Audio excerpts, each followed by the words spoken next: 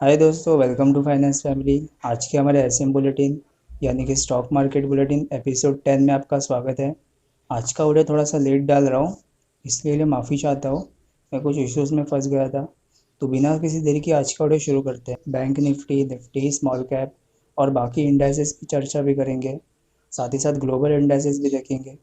ये सारे देशों के चार्ट्स हम देखने वाले हैं आज के वीडियो में, ताकि आपको ग्लोबली क्या हो रहा है उसका अंदाज़ा लगे। और स्टॉक्स में कौन से डिस्कशन कर रहे हैं, साथ ही साथ ब्रॉडर मार्केट कैसे बिहेव कर सकता है उसका भी थोड़ा अंदाज़ा मिले आपको। तो चलिए शुरू करते हैं आज की वीडियो को।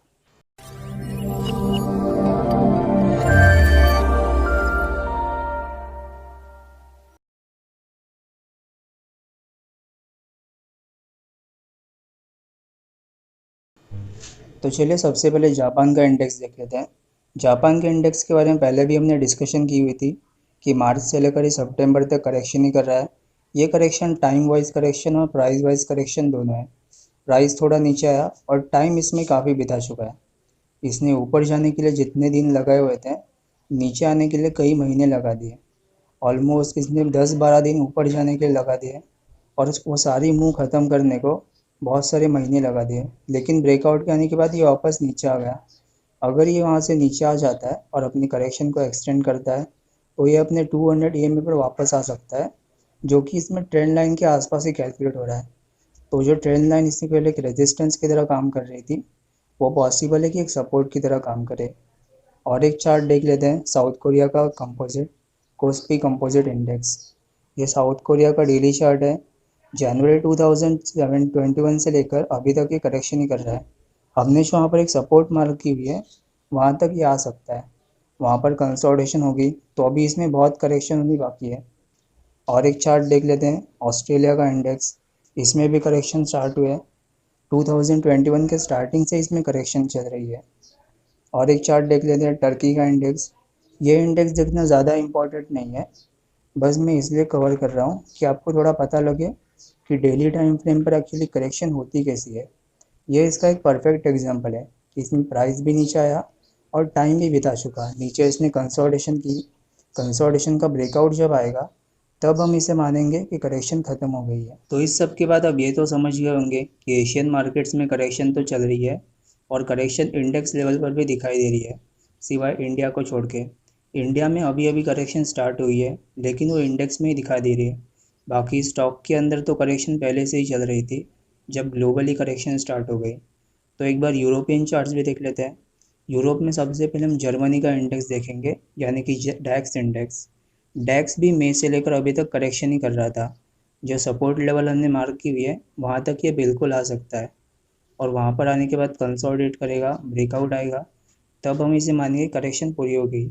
और जो इसने लाइफ टाइम हाई अपना बनाया था, वो हो सकता है कि अगले साल या इस साल के ख़त्म होने तक ना तोड़े। अगर ये हो चुका तो जर्मनी में और साथ ही साथ बाकी यूरोपियन मार्केट्स में भी करेक्शन और ज़्यादा बढ़ सकती है टाइम वाइज।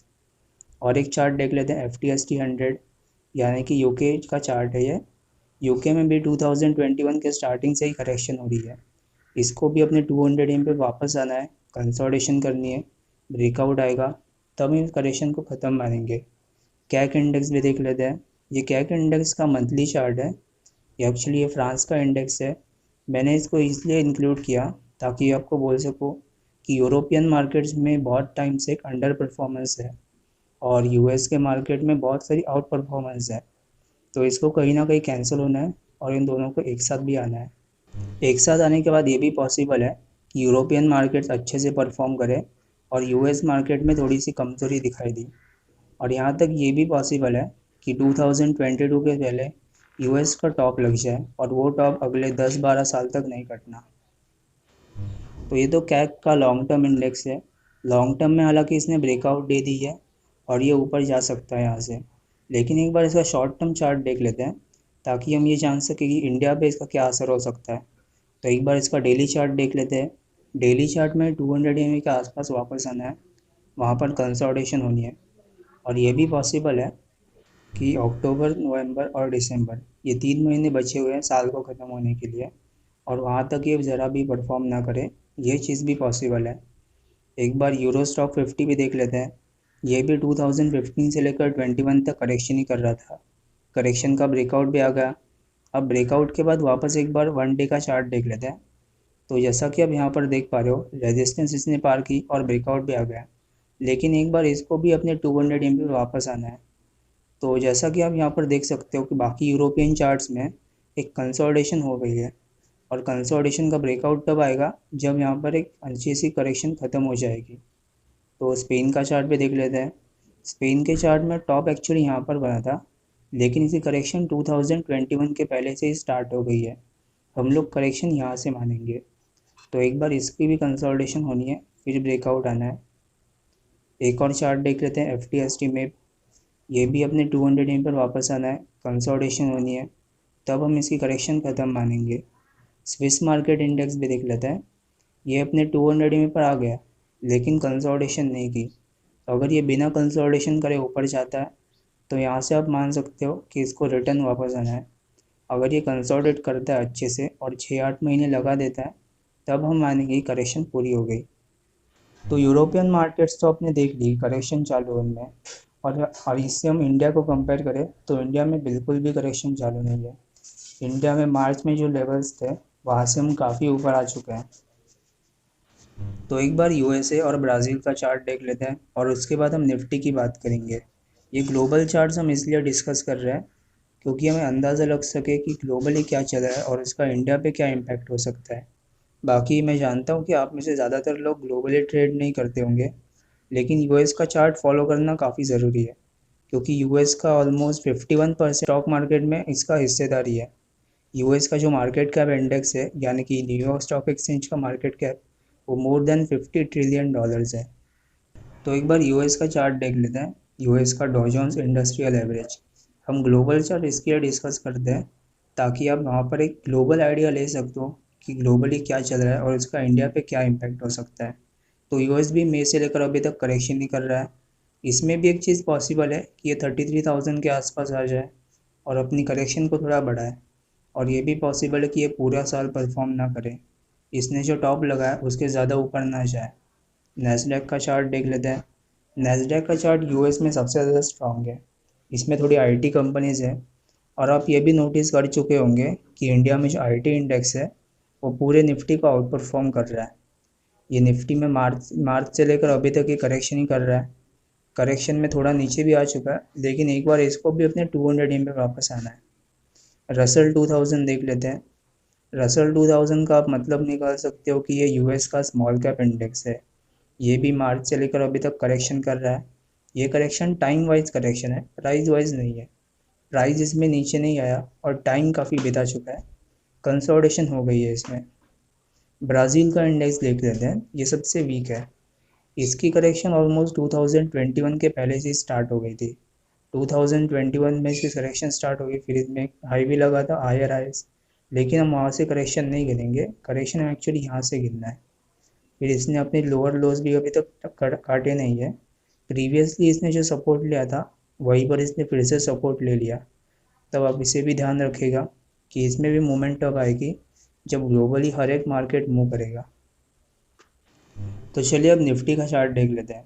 निफ्टी के चार्ट में सबसे पहले डेली चार्ट देखेंगे।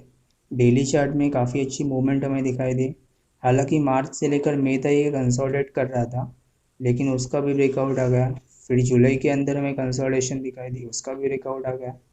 अब थोड़ा सा ये लग रहा है कि करेक्शन आ सकती है यहाँ से, और ये करेक्शन थोड़ी सी बड़ी हो सकती है, प्राइस वाइज और टाइम वाइज भी। अगर आप ध्यान से देखो तो लास्ट टाइम इसने एक डोजी बनाई हुई है, और डोजी का मतलब एक रिवर्सल है, और रिवर्सल से पहले एक डाउन ट्रेंड या अप ट्रेंड होना ज़रूरी है। तो हो सकता है कि छोटा सा बाउंस आ जाए, लेकिन हमें उसे बाउंस ही मानना है। अगर ये अपने ऑल टाइम हाई को पार कर जाए और वापस वहाँ पर एक नया हाई बना दे तो ये चीज़ पॉसिबल नहीं है। ऐसा यहाँ पर लग रहा है। थोड़ा सा ऊपर नीचे हो सकता है, लेकिन अभी एक बाउंस तो आ सकता है। एक बार निफ्टी का 45 मिनट का भी चार्ट देख लेते हैं। 45 मिनट के चार्ट में ये 200 EM पर सपोर्ट ले रहा है। वहाँ पर अगर इसे करेक्शन नहीं बढ़ानी और यहीं से रिकवर करना है तो इसको वहाँ पर एक कंसोलिडेशन करनी ज़रूरी है। और अगर इसे करेक्शन को बढ़ाना है तो जैसे ये वाला लो कटेगा तब हम मान सकते हैं कि इसकी करेक्शन बढ़ गई। और ये लो कटने का मतलब ये नहीं कि थोड़ा सा ऊपर नीचे हो जाए, डिसेसिवली काटना है और नीचे से अच्छे क्लोजिंग देना है, तभी हम मानेंगे कि लो कट चुका है और ब्रेकडाउन आ चुका। एक बार बैंक निफ्टी का भी चार्ट देख लेते हैं। ये बैंक निफ्टी का डेली चार्ट है। मार्च से लेकर अभी तक ये करेक्शन ही कर रहा है और इसकी करेक्शन अभी तक ख़त्म नहीं हुई। जो हमने लो मार्क किया है 30,400 के आसपास, वहाँ पर इसे वापस आना है और वापस आकर वहाँ पर ये करेक्शन ख़त्म करेगा। बाकी अभी तक इसकी करेक्शन ख़त्म नहीं हुई। एक बार आईटी इंडेक्स भी देख लेते हैं। आईटी इंडेक्स भी जनवरी 2021 से लेकर जुलाई 2021 तक करेक्शन ही कर रहा था। एक ही जगह पर खड़ा हुआ था ये और उसका ब्रेकआउट भी आ गया। ब्रेकआउट के बाद थोड़ा ऊपर भी आ गया और वहाँ से इसमें करेक्शन स्टार्ट हो गई। करेक्शन में पहले ही बोल चुका था कि आईटी में करेक्शन हो सकती है ज़्यादा, क्योंकि आईटी ज़्यादा स्ट्रेच हो चुका है। पिछला वाला वीडियो में डालने वाला था, अगर वो डाल देता तो आप समझ जाते कि ये जो फॉल आ रहा है निफ्टी में वो खास तरह से आईटी ने स्पॉन्सर किया है। एक बार आईटी का वीकली चार्ट देख लेते हैं। वीकली चार्ट में एनगल्फिंग कैंडल फॉर्म हो रही है, लेकिन कोई भी कैंडल फॉर्म होती है हमें ध्यान ये रखना है कि कैंडल तभी कंफर्म मानी जाएगी जब उसकी अगली कैंडल की अच्छी सी क्लोजिंग आएगी। पहले ही हम इसे कंफर्म नहीं मानेंगे। तो अगला हफ्ता भी अगर बियरिश कट जाता है और अच्छे से या नीचे क्लोजिंग हो जाती है आईटी इंडेक्स में, तो हम मान सकते हैं कि आईटी इंडेक्स में एक बड़ी वाली करेक्शन स्टार्ट हो गई। और सबसे पहले इंडिकेशन भी हमें आईटी ने दे दी करेक्शन स्टार्ट होने का। एक बार फार्मा इंडेक्स भी देख लेते हैं। फार्मा इंडेक्स में एक सीखने वाली चीज़ भी है कि 2021 के स्टार्टिंग से इसमें करेक्शन हो गई। एक बार इसने लो भी लगा लिया और लो में 200 EM को भी टच कर गया, वहाँ पर सपोर्ट भी ले ली, लेकिन वहाँ पर एक कंसोलिडेशन मिसिंग है। वहाँ पर एक कंसोलिडेशन नहीं हुई, तो इसको वापस ज़रूर आना है अपने 200 EM को टच करने, वहाँ पर कंसोलिडेट करना है। तो अभी आप देखोगे कि ये 200 EM पे वापस आ रहा है, वहाँ पर कंसोलिडेट ये ज़रूर करेगा। एक बार निफ्टी फाइनेंशियल सर्विस का भी चार्ट देख लेते हैं। इसको अपने लो के आसपास तो नहीं आना, लेकिन ये 200 EM को भी टच ज़रूर कर सकता है। वहाँ पर आने के बाद ये डिसाइड करेंगे कि अगला इसका मूव कैसा होगा। एक बार निफ्टी जूनियर का भी चार्ट देख लेते हैं। निफ्टी जूनियर में हालांकि ज़्यादा करेक्शन नहीं हुई, यहाँ पे भी करेक्शन चल रही थी, लेकिन निफ्टी के मुकाबले ये ज़्यादा ऊपर है। और अगर आप स्मॉल कैप और मिड कैप को देखें तो वो तो और ज़्यादा ऊपर है। यहाँ पर इसने एम पैटर्न बना सकता है ये, अगर ये इसने डिसाइसिवली ब्रेक कर दिया, और ये डबल टॉप फॉर्मेशन भी होगा और उसके बाद इसका ये वाला लेवल भी आसानी से आ सकता है। एक बार निफ्टी मिड कैप भी देख लेते हैं। निफ्टी मिड कैप में भी करेक्शन हो सकती है, हालांकि ये लाइफ टाइम हाई पर है और निफ्टी ने जो करेक्शन की हुई थी उससे करेक्शन इसकी पूरी नहीं हुई। तो एक बार स्मॉल कैप इंडेक्स भी देख लेते हैं। स्मॉल कैप इंडेक्स में कन्फ्यूजन ऐसा है कि हमने पहले बोल चुका था कि ये अपने ऑल टाइम हाई के आसपास नहीं जाना, लेकिन ये उसके थोड़ा सा ऊपर भी आ चुका है, लेकिन ऊपर ये ज़्यादा टाइम टिकने वाला नहीं है। एक बार इसको ये वाला लो भी काटना है और अच्छे से काटना है और उसके बाद ये करेक्शन ख़त्म करेगा। तो एक बार मेटल इंडेक्स देख लेते हैं। ये मेटल इंडेक्स का 4 आवर का चार्ट है। मई से लेकर अभी तक ये करेक्शन ही कर रहा है। करेक्शन में 200 EM को भी टच कर चुका है और एक बार इसे वापस आना है कंसोलिडेट करना है। अगर आप हमारे वीडियोस को डेली फॉलो करते हो तो आप जानते होंगे कि मेटल इंडेक्स को हम हमेशा कॉपर के साथ कंबाइन करके देखते हैं। तो एक बार कॉपर का चार्ट भी देख लेते हैं। कॉपर में भी कंसोलिडेशन हो रही है, वहाँ पर भी जैसे कंसोलिडेशन का ख़त्म हो जाएगी तभी हम मानेंगे करेक्शन ख़त्म हो गई मेटल इंडेक्स में। बाकी आगे की वीडियो में हम मेटल स्टॉक के बारे में डिस्कशन करेंगे, तब आप समझ जाओगे कि मेटल क्यों इतना कंसोलिडेट कर रहा है। और कॉपर नहीं चल रहा तो हमारे यहाँ मेटल स्टॉक्स भी नहीं चल रहे, और जब कॉपर चल रहा था तो metal stock almost double triple हो गए। तो एक बार निफ्टी ऑटो इंडेक्स भी देख लेते हैं। निफ्टी ऑटो भी मार्च से लेकर अभी तक ये करेक्शन ही कर रहा था। ये जो टॉप लगा यहाँ पर, यहाँ से हमें करेक्शन गिनना है। एक बार इसने 200 EM पर सपोर्ट भी ले ली, लेकिन वहाँ पर एक कंसोलिडेशन मिसिंग है। तो कंसोलिडेट करने के लिए इसे वापस भी आना है। आगे के पार्ट में हम ऑटो स्टॉक भी डिस्कशन करेंगे। उसमें से सबसे हैवी वेट स्टॉक है Maruti Suzuki, Eicher Motors, Bajaj auto. ऐसे स्टॉक के बाद आप जान जाओगे कि निफ्टी ऑटो इंडेक्स क्यों अपने लो के आसपास वापस आ सकता है।